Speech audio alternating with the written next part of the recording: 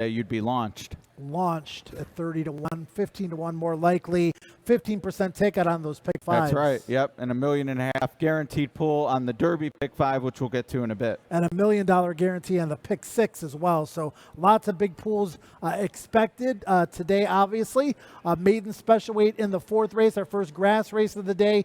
Right now we are firm. We are in lane 1. We'll have to see how the weather plays out. We are hoping, obviously, for the best. Ed, I went to the number 11, Believe in Holidays, who has improved with every start for Paul McGee, and Gabriel Saez aboard, underrated and aggressive rider. Man, 15 to 1. You came to play today. Concern there would be there's some in here that have run in the upper 80s, even 90 Bristnet rating, so we'll need improvement, but certainly capable. I went with Unbridled Rebel. Think with the Smile configuration, maybe gets out on a lead under Florent Giroux and keeps going. Mr. Brendan's got some nice horses, doesn't he? He's had a decent start to the meet, including winning the William Walker on opening night. Stakes win there, and he had a nice win yesterday with a very talented turf horse as well. Midnight Tea Time for Graham Motion, the Dam It's Tea Time. Love the turf. This one will be running for the third time in the career, and got off to a horrible start as the favorite, well posted on the inside with Jose Ortiz aboard. Very, very, very good race, extremely bettable. Whoever you like in that one, if you're right, you're going to get paid for it. One Turn Mile, optional claimer in the fifth. I went with CM Reap, hoping that the inside part of the racetrack and speed remains good. First try on dirt last time out, Ed, and really seemed to take to the surface switch. Yeah, and there's several. There's another horse in here, McCracken. There's a Kentucky Derby alum who I imagine will take money.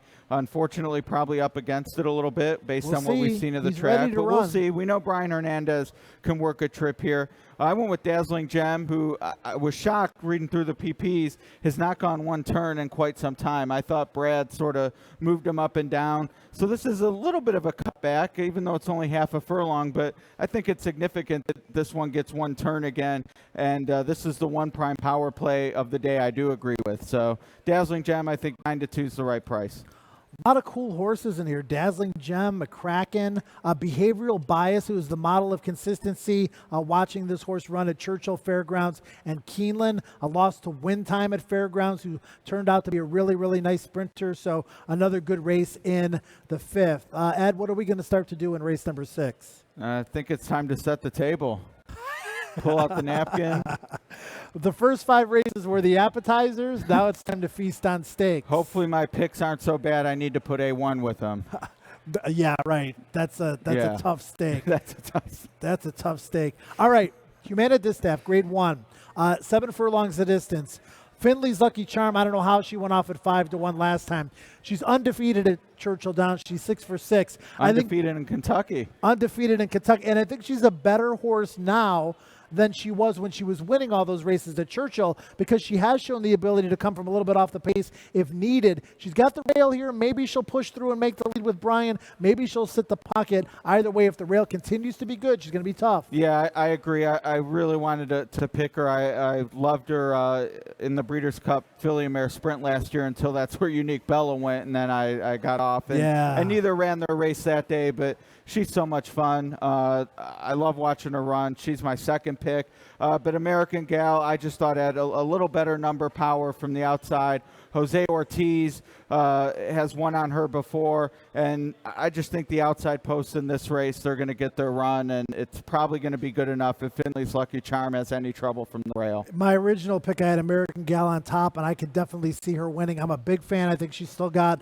a lot of upside, and she ran her eyeballs out. They went 44-1 last time out in the Madison at Keeneland, and she was only beaten a neck. I mean, she really dug in. If she's able to cross over, make the lead, settle in on the rail, she's going to be super tough to beat. I guess Brian Hernandez's decision early on is going to be the key to if that happens or not. And Lewis Bay, she ran into a world of trouble in the Madison. She was probably the best horse that day. She got beat by a head in that exciting finish. I don't think you can dismiss her. And then Sky Diamond traveling out of California. She has been the model of consistency. This is a really, really good addition of the Humana Distaff. She'll need some pace to run at, but Mike Smith gets aboard, and we'll see what kind of move he can make. She certainly fits. Back on the turf for the Longines Churchill Distaff Turf Mile. And that will go off at about 1:55 Eastern time, as I have my Longines watch on. Thanks, guys, very for nice. that. That's sweet. Dream a while, Ed, for Chad Brown. Tough loss last time. If you look back in the past performances, if we do get rain, the soft turf race in France last March, I should say, absolutely freaked. If the ground comes up less than firm, I like her even more, but I like her either way. Yeah, I'm not with you on this one. We haven't hardly on any agreement, but 7-2, I think a little light. Others it's just seemingly run faster against better. So La Cornell, maybe the most likely winner. I couldn't ignore On Leave at 8-1 though. Keeps Jose Ortiz, who I think could have a really big day. He's on Good Magic later. But I just think McGahee has this one ready to go, second off the layoff. 8-1 would be a great price. Not sure we'll get it. It's a tough decision for me between her and La Cornell, but the price decided it. Isn't it a treat to see these guys like Florence ride in the Oaks, and Jose Ortiz is just so good. Yeah. We've got the best riders in the country, and with Ryan Moore here today too, the best riders in the world. It's really a treat to see these guys and gals compete on a daily basis. But when you've got the cream of the crop, horse flesh-wise, trainer-wise, and jockey-wise, it's even that much better. Yeah, it's. Jose had a great ride yesterday to beat me on Saham in one of the earlier races. Yeah. So, which it's sort of good in a way for a handicapper because I think at this level, it's not like, Jose or Florent or Julian. Like, you don't really need to worry about the jockeys per se. You know you're going to get a fair shake, and makes the racing more exciting. Race number 8 is the Churchill Downs, presented by TwinSpires.com. Grade 2 sprint. 7 furlongs is the distance. And one of my favorite horses in training is Imperial Hint. Yeah. He is an absolute freak. He is super fast. He's game. If you watch the replay of his race at Tampa, you don't see this short comment very often. Galloped easily. I mean, it was a workout. Yeah, 1-5. I mean, how was he not 1-20? But he's. I come into this race think crazy things happen. It's competitive racing. There's no gimmies, as we saw with Abel Tasman. I looked at the race. I wanted to try to find a way to beat him, and I couldn't. He's really good. Other horses, Whitmore drawn on the rail. Go back and watch the replay of his last race. He looked hopelessly beaten. He somehow got it done. This is a horse who does love to win for Ron Moquette, and he does have a victory here at Churchill Downs. It was his maiden breaker way back when. Yeah, and I'm a little worried about how the track will play. I was there on Arkansas Derby Day when he won, though, and that was electrifying. The Oak Lawn crowd knows Whitmore and wanted him to win, and he obliged with a fast closing kick on the outside. Not sure that'll work here today, though. Right. Same with Awesome Slew. Yeah, exactly. Yeah, Awesome Slew scratched yesterday in favor of this race today. Salty stayed in yesterday for Mark Cassidy. Maybe he's and that pushing was the right buttons. Yeah, I mean, there is some speed in here. Outplay is another one who's won 2 of his last 3 of his last 5. I think he's going to prove that he belongs here, and it looks like Todd Pletcher has maybe settled on him as a one-turn horse, which I think could be his best game. Yeah, and he's been working with several of Pletcher's Derby horses throughout the year, so Pletcher certainly appreciative of his talent in the morning, and we'll find out in the afternoon. American Turf is race number 9. It's presented by Ram Trucks. It's a mile and a 16th. Of course, yesterday, a tough loss, although she ran a huge race. Rushing Fall, who obviously is scratched out of this spot. Short rest, indeed, were she to come back, which is not going to happen. Aidan O'Brien has Mendelssohn. Aidan O'Brien brought a couple of other horses along with Mendelssohn, including 3 and 4 Pence, who certainly has a little bit of Euro class, and I'm not going to hold the UAE Derby against him. No, how can you? And I've heard some chatter about Rhea and what that means for Mendelssohn. You win by 18. It's really a separate race going on behind you. So I don't hold this race against him, and I'm not going to, whatever he does here, I'm not going to hold or credit Mendelssohn either. Certainly great, though, that Aidan brought a few. Ryan Moore is going to get a sense for the crowd and all that's going on here. He's going to get warmed up. Yeah, exactly. So Not my play here. I see you like, though. I went with Speed Franco, best bet of the day. 6-1 would be a great price. I think this horse is very capable. Second out of the box in a stakes race, 102 Brisnet rating would be good enough for here. And I know a lot of people like River Boyne as well. Tiger's Rule is my price play here. Saw this horse win at Fairgrounds back in February. A more impressive win than it looks on paper. And then last out in the Transylvania, just had a terrible trip. Did close ground willingly in that race. If you're looking for a little bit of a price shot, Maraud makes a lot of sense. Captivating Moon makes a lot of sense. Untamed Domain was trying to maybe get on the Triple Crown Trail. Grand Motion settling back on him as a turf horse. But a really, really, really good race. A lot of different ways you can go. And well, we didn't even mention Arawak, who, like your top pick, just throw out the try on dirt. Right. Don't hold that against them. And there's some numbers in there that are competitive at 20-1. One of my favorite races Kentucky Derby weekend is the Pat Dale Mile, presented by LG&E and KU. 300,000 the purse, 1 turn mile the distance. Ed, several of these horses wanted to be in the Kentucky Derby, maybe just didn't make it, or they're settling on them as 1 turn horses in the case of Lombo and some others. But these are really, really fun races to handicap because you got a lot of cutbacks, you got a full field, you're going to get a price on the horse you like. Yep, absolutely. This is an extremely competitive group. I went with National Flag. I thought drawn really well. Pratt got a feel for this horse in the Bayshore at Aqueduct. I think most likely winner in a tough race, but Mississippi interests me, and that's one that might go on to the Preakness versus being more of a sprinter. For Team Cassie, was 3rd in the Florida Derby, so interested. A good third. That was a fast pace that he pressed into. Interested to see how he runs here with Audible and Hofberg coming up later. A lot to distill and take out of this race when it happens. Earlier in the Triple Crown season, we saw a horse by the name of Mask win the Mucho Macho Man. Another gear, under wraps, jogged, galloped out strong. That was my comment to myself.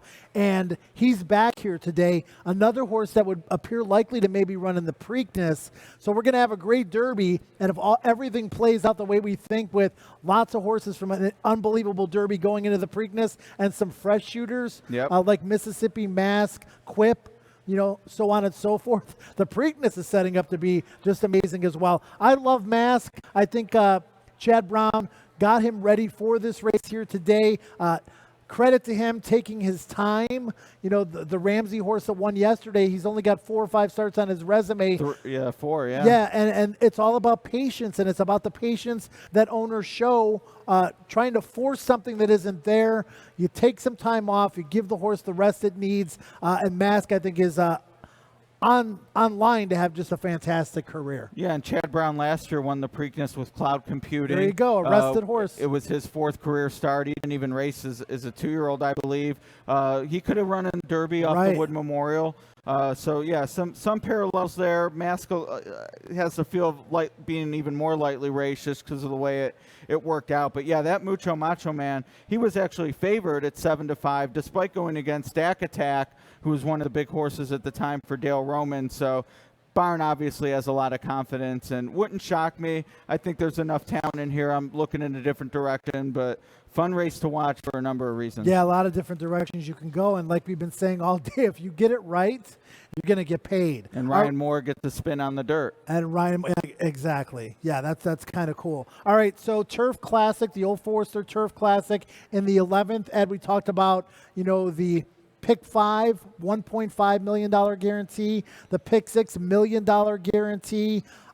We go back to our jackpot Pick 6 rules are coming up on Thursday. Yep. Traditional Pick 6 today. We've also got the Bourbon Double, the 11th race being the Old Forester Turf Classic, the 12th race being the Kentucky Derby presented by Woodford Reserve. So whoever came up with the Bourbon Double, nice work. And it'll be a triple for me after the races. My God. Load up. That's going to be a messy scene. We're ready, but first got to hit these races, and a great edition of the Turf Classic, Grade 1. Always growing up, went before these big stakes days. The Turf Classic was still that race before the Derby. Right. Always have had an appreciation for it, and really looking forward to this year's edition. Chad Brown brings Arlington Million winner Beach Patrol back. Arlington opening this weekend. We'll see if he targets a defense later this summer. It starts here, and at a short price, he doesn't have to win. No, he doesn't, and he barely beat Deauville in the Arlington Million last year. It was a great run from Beach Patrol, but just look at the difference in post positions. That Deauville drawing the rail, going to get that European covered up trip, and Beach Patrol on the far outside. I like both horses equally, but based on the post position, I'm going to have to go with Deauville here. I do like Beach Patrol, but I'm going to have to pick him second. Yeah, and I picked him second too, because I sometimes with the favorite, I'll just say, okay, you're out of the number, and I've done that with Justify. Beach Patrol fits too well.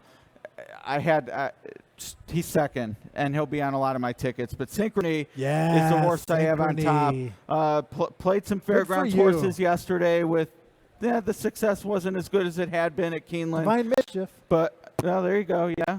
But Synchrony, I think, is absolutely worth the look. 2 for 2 at the 1 1/8 mile distance, 3 for 5 on turf. It found a home here. Joe Bravo stays aboard for Stidham. I just think there's a lot to like. And is one from mid-pack and from way back.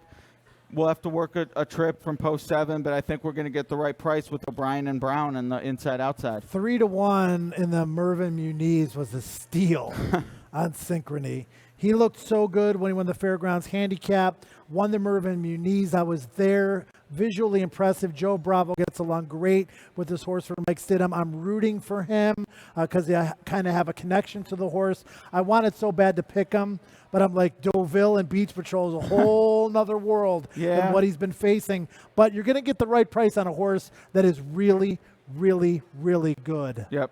I'm looking forward to playing him, and I'd be remiss if we didn't point out, and we'll hear from James Scully later today, but I know one of his best bets is Arklow, number 6. So for those who like Money Scully and you want to know his big bet of the day, it's Arklow here in the Turf Classic. Arklow doesn't owe him a dime. No, not after last year. All right, so let's take a look at the 144th running of the Kentucky Derby presented by Woodford Reserve. Ed, we did a couple morning shows this past week. Did a few. We watched him train. We talked about this race ad nauseum, but I could talk about it forever. We've got a little bit of time to talk about it. Let's take a look at some of the major players, and let's start with the Santa Anita Derby. Justify defeating Bolt Doro. Justify is the current favorite. He's the morning line favorite. He's going to be the Kentucky Derby favorite. Ed, very impressive in the Santa Anita Derby, but he's one of 2 horses who's undefeated. The Apollo Curse, obviously, is something that you're concerned about in general terms. Talk about Justify and why you're kind of against him today. Yeah, the Apollo Curse is a big part of it. Not having raced at 2, I think, is borne out over a generation. Even if you just look at the most recent racing, Bodemeister, Curlin are 2 names that come immediately to mind. No doubt there's a lot of talent here, and if he had been rested into the Preakness, he might even be favored over whoever wins today. Good point. People are already talking Haskell with, Bob Baffert having such success there and this horse fitting that race. He's going to be the favorite here. It's not like they're not talking Derby either. But it's 7-2, 3-1 against what I think is one of the deeper groups we've seen, certainly in the past decade.